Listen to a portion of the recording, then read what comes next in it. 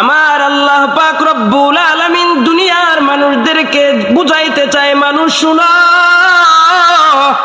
আমি আল্লাহ পাক রব্বুল আলামিন তোমাদেরকে বানিয়েছি কেন জানো? জান্নাতে দেওয়ার জন্য, জাহান্নামে দেওয়ার জন্য তোমাদেরকে আমি আল্লাহ এ বান্দা বানাই নাই।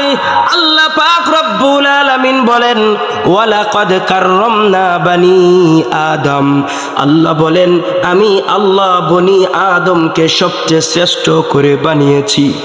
এ বান্দা শোনো, ফেরেশতাদেরকে আমি নূর দ্বারা বানাইছি, কিন্তু ফেরেশতাদেরকে আমি শ্রেষ্ঠ বলি নাই। আমি আল্লাহ তোমাদেরকে এত শ্রেষ্ঠ করেছি। আমি আল্লাহ তিনের মধ্যে চারটা কসম করেছি। আল্লাহ পাক রব্বুল আলামিন চারটা কসম খেয়ে বলেন, ওয়াত্তিনি ওয়াজ্জাইতুন ওয়া তুরি সিনিন ওয়া হাদাল বালাদিল আমিন।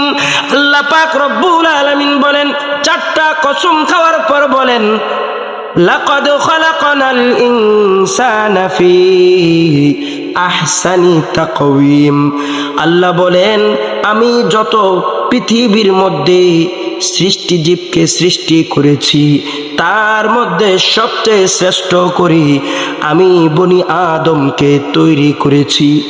এ বান্দা জানো, আল্লাহ পাক আমাদেরকে জাহান্নামের আগুনে দেওয়ার জন্য বানাই নাই।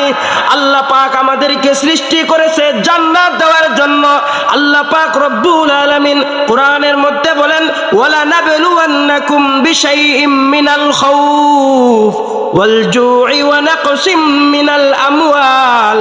তবে বান্দা জানো, দুনিয়ার মধ্যে তোমাদেরকে পাঠিয়েছি শুধুমাত্র পরীক্ষা দেওয়ার জন্য। বাচ্চারা পরীক্ষা দেয়, সময় হচ্ছে 3 ঘন্টা। এখন যদি কেউ চিন্তা করে আমি কিছুই লিখবো না, সময় চলে যাবে, যখন সময় চলে যায় শিক্ষক এসে খাতা নিয়ে চলে যায়, আর লেখার কোনো সুযোগ থাকে না।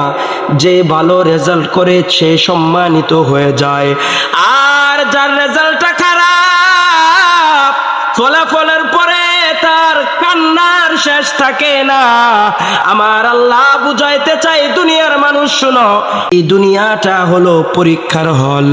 নির্দিষ্ট একটা সময় আছে, যেই সময় পর্যন্ত তুমি পরীক্ষা দিবা। পরীক্ষার সময় শেষ হয়ে গেলে মালাকুল মাউত ফেরেশতা তোমার জানটা কবজ করে নিয়ে যাবে।